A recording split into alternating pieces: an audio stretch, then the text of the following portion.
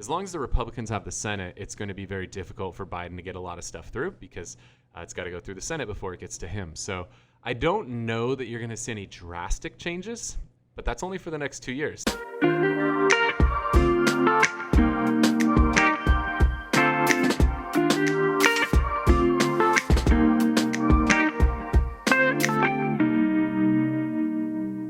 Welcome to the Whissel Way Podcast. My name is Kyle Whissel, your host with Whissel Realty Group and eXp Realty. My name is Bryan Koci, Media and Marketing Director with Whissel Realty Group here in San Diego.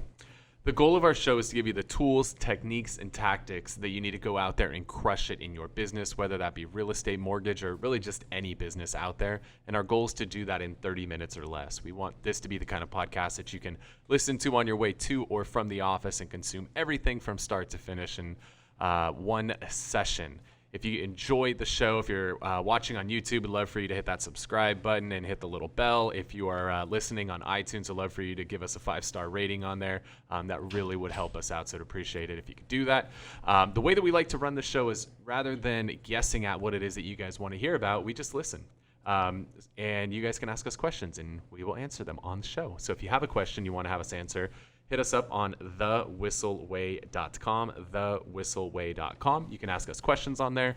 You can join our referral network for all the people leaving California, thanks to our taxes and all that fun stuff. We'll get to more of that in a second. Yeah, we'll talk more about that. You can also subscribe to the YouTube channel, the podcast, and find out about upcoming events like our Media Mayor Mastermind event, which is a 2-day deep dive into everything Bryan and I have learned over the last 6 years of creating video together and shortcutting your learning curve from 6 years into 2 days. Easy as that. Thewhisselway.com. Cool. What are we talking about today? So today is we're filming this, obviously, it's not live yet. Live if you're in our Facebook group, That's which is true. the other thing you can do on thewhisselway.com, is you can join our Facebook group where you can also ask questions and watch the show live and find out about some of the cool stuff we're using before anybody else. So it's been almost a full week since Election Day. Yeah. It looks like, I don't follow the news all that much, but it looks like as of now, Biden is still the projected winner. We're riding with Biden. That's what's going down. And one of the meetings you held, Kyle, with our Whissel Realty Group team meeting is you talked about taxes and what it would be if what it was 2 weeks ago, what it would be projected future, which made me think, what is real estate going to look like now? Let's assume that Biden stays.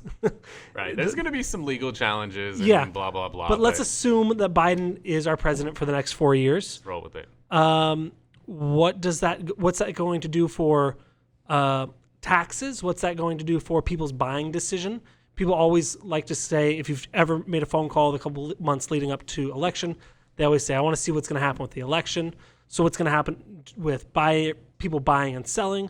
Is it going to have any effect on any of our real estate laws that we have to kind of abide by?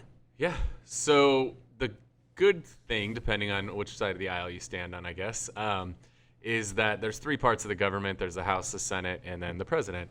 And that's the executive branch. Yeah. So the way that this works is that if all 3 are controlled by one party, they can pretty much pass anything that they want and get anything through.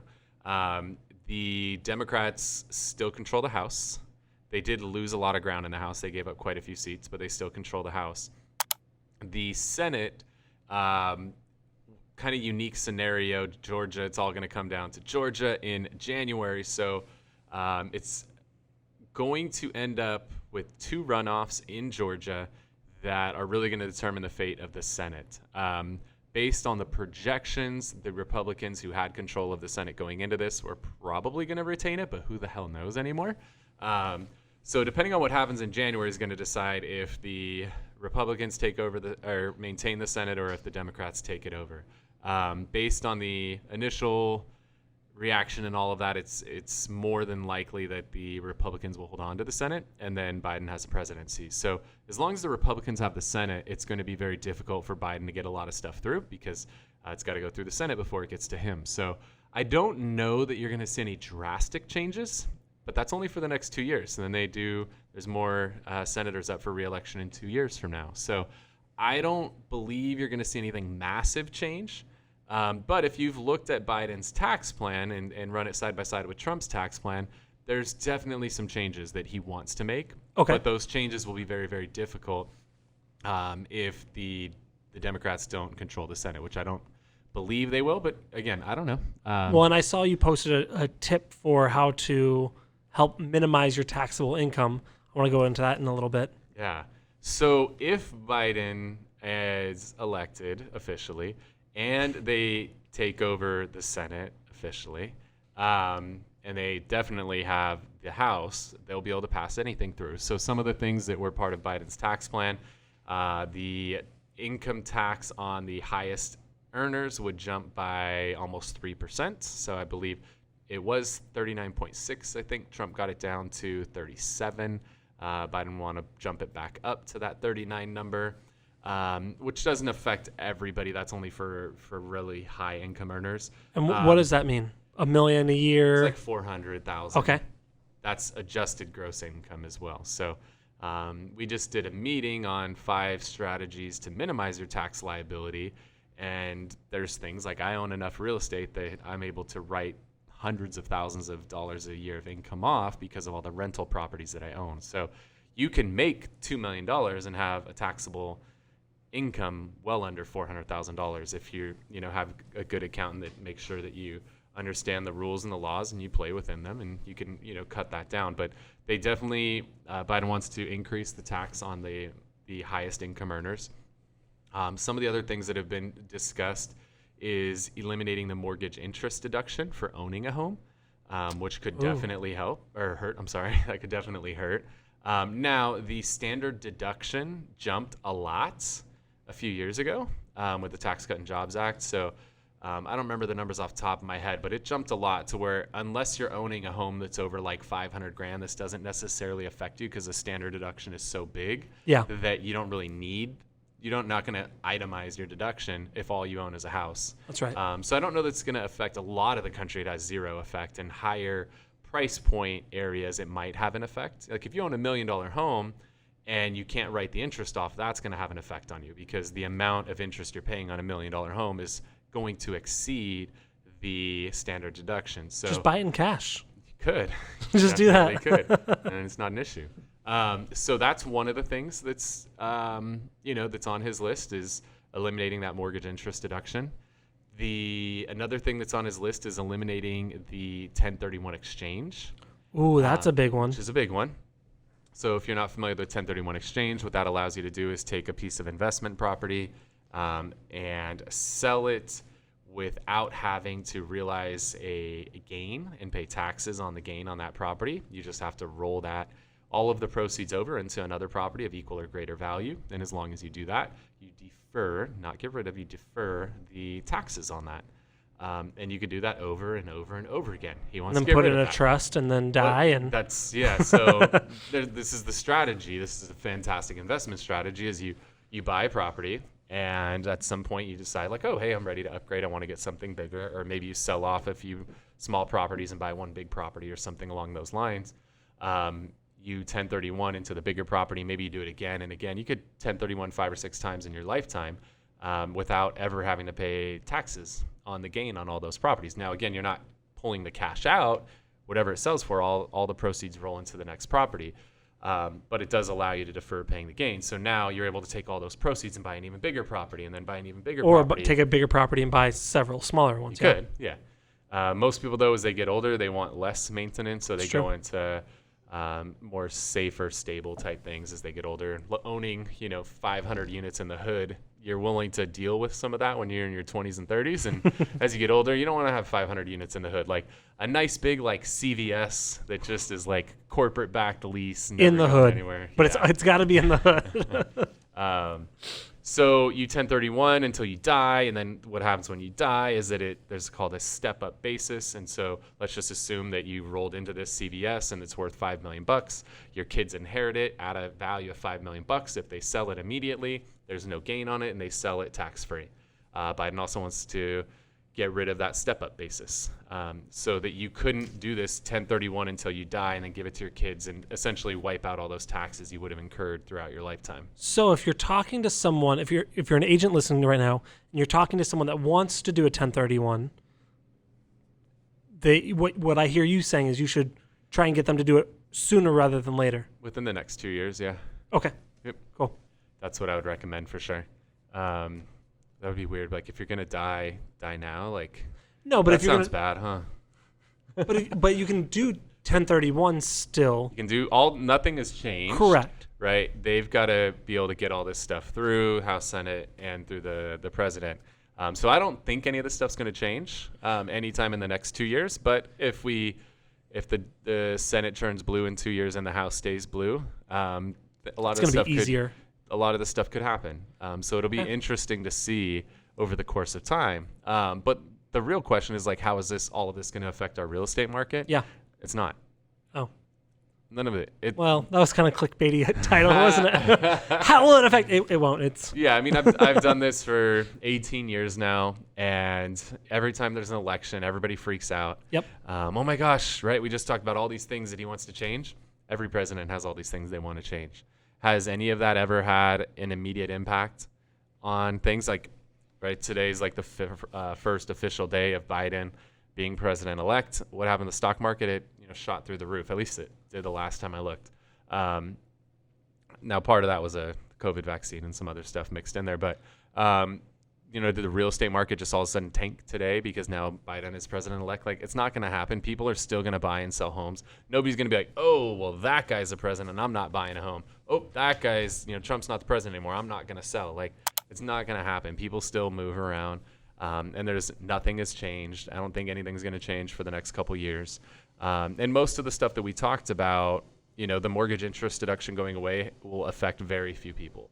The 1031 exchange going away will affect very few people, right? Yeah, it's not going to fewer. affect you when you're buying a house for your family or selling a home. It has no effect on you. The step-up basis, but you're not going to not buy a property because the step-up basis goes away.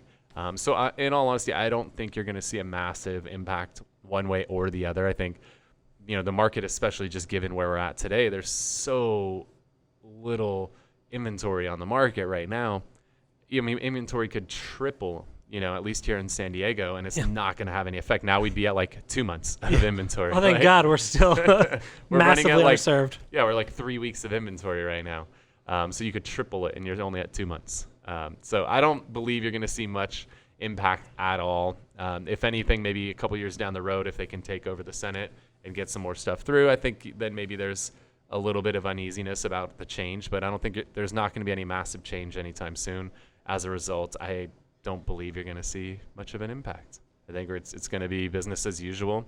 I think today the 10-year Treasury did jump up, and a lot of times mortgage rates are tied to that 10-year Treasury. So that's the one thing that I would say to keep an eye on more than anything is to keep an eye on mortgage rates, because if there is anything that's going to have an effect on slowing the real estate market down, it's going to be interest rates. Yeah. So that would be, one indicator. Watch the 10-year Treasury, which ties into mortgage rates. That's the one thing to follow. Don't follow Tesla. If Tesla goes up or down, that doesn't mean real estate's going to go up or down. When you say the 10-year Treasury, don't follow Amazon. Don't follow those things. Those are not going to determine what happens to the real estate market. So if you're watching the Dow, if you're watching NASDAQ, those aren't going to directly affect mortgage rates where the 10-year Treasury is. So you said the 10-year Treasury went up, meaning if there would be an effect in the past, we've seen the mortgage interest rates would go up. Is that correct? It goes up. Yeah, and up together? The 10-year Treasury went up. So I'm just checking on my phone right now. It went up over 16% today. That's a pretty hefty jump. And let me see, just looking at the mortgage charts. Was that the last time it went up was 10 years ago? Is that why they called it 10-year Treasury? No. So there was a little bit of an uptick in mortgage rates today, but nothing substantial. We went from 2.89 to 2.97. We're still under 3 on a 30-year fixed. And that's near the lowest. It's still the lowest we've been in the last 52 weeks is 2.8. The highest is 4.1. We're still under 3. So we're still super, super low. But if there's any one thing that I'm going to track to, that could affect the market, it's going to be the interest rate. So that's what I would recommend to keep an eye on. So what do you say to those people that clients or potential clients that called and said, or when you call them and you say, I'm going to wait until after the election. What do you say there? All right, let's go. Just call them back. Election's over. Let's go. Yeah, election's over. Let's go. You ready to do this, right? Like nothing's changed. It looked like Biden got elected. There's no riots. Like nothing crazy's happening. It's all over. You ready to go? But then there's going to be those people, right? That no matter what, oh, well, now I'm waiting for the markets tank. Okay. I'm waiting, for this time. And I'm waiting for there's going to be the people who are forever waiting, and I feel bad for them. But nothing's going to change. So, that is one recommendation, right? If you're watching this right now and you had somebody who's like, I want to wait till the election's over. All right. Hopefully you were putting people on a list, maybe tagging them in your CRM, like waiting for election. Load up your waiting for election list and now call them. Also, probably, hopefully, hashtag Trump 2020 or hashtag Biden 2020. Hey, aren't you happy or sad about the election results? Yeah, record a little Biden with Biden video or something, for the people that were for him and the people that were against him. Be like, so I heard you're leaving the country. Are you ready to sell? Oh, jeez. All right, guys. Well, hopefully that helps you out a little bit. If you want to look more at their tax plans, side by side, shoot me a DM on Instagram. I'll send over the data that I have.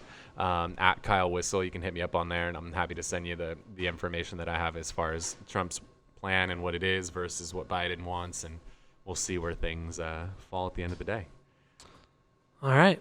All right. The way we like to finish the show out, guys, is to share something with you we like to refer to as the Whissel Widget of the Week. This is something that we utilize in our business that either helps us save more time, make more money, or just have more fun. And with that said, Brian, we've done over 100 of these now. Yes. So Brian's really reaching today on what he's going to share. Go ahead. I'm curious what yours is. I got a good one today. Mine's decent. So I got these recently. These are dry erase markers. I have a little whiteboard in my office. And the great thing about these dry erase markers is they, on the cap, have a little magnet and a little eraser. So it's literally all in one. I know, it's not a great widget. It's like $8, I think. But I actually bought them, and I really like them. I'm the type of person that waits until the dry erase marker goes completely dry before I get a new one. And so having new ones, it's kind of nice and exciting to have. Whatever. That's what I got. Yeah, dry erase you're markers. Done, dude. Get out of here with that crap. It's still better than the neck. I can't wait to do a photo shoot. I'm going to use that neck thing ASAP. Okay. Whatever. What's yours? All right. The one I got for you, this is really for those of you that are running teams within your company.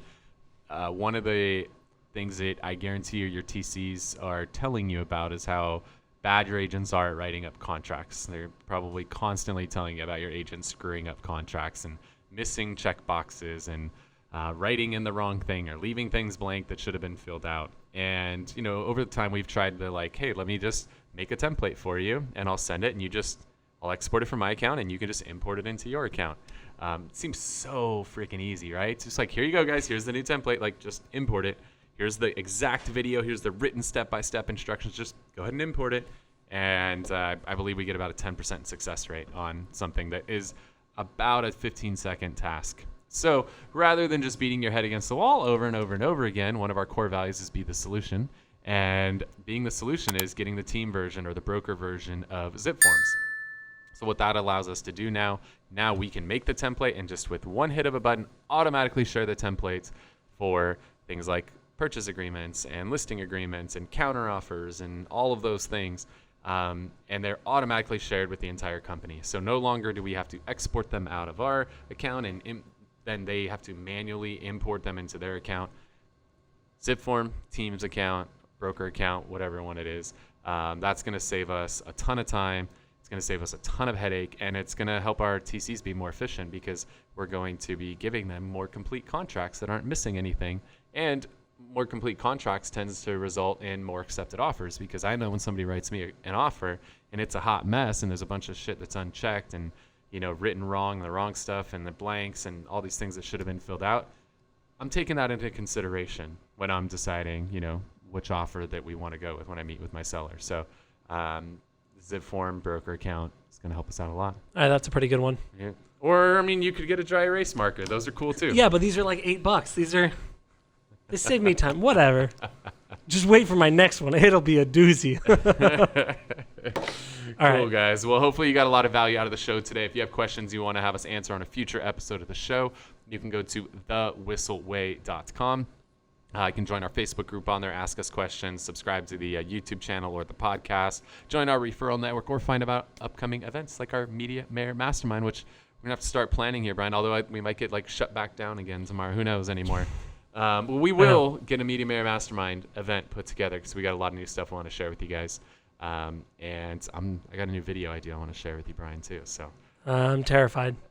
all right, guys, thank you so much for tuning into the show. Again, if you enjoyed it, if you're watching on YouTube, make sure to hit that subscribe button and hit the little bell so you get notified when we drop a future episode. And if you are on iTunes, make sure to subscribe and give us a little review. Those things help us out a ton.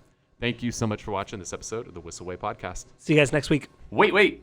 Before you leave, I want to share some more tips and tricks that we're using in our business to take it to that next level. Just click right here. And don't forget to subscribe. Click right here.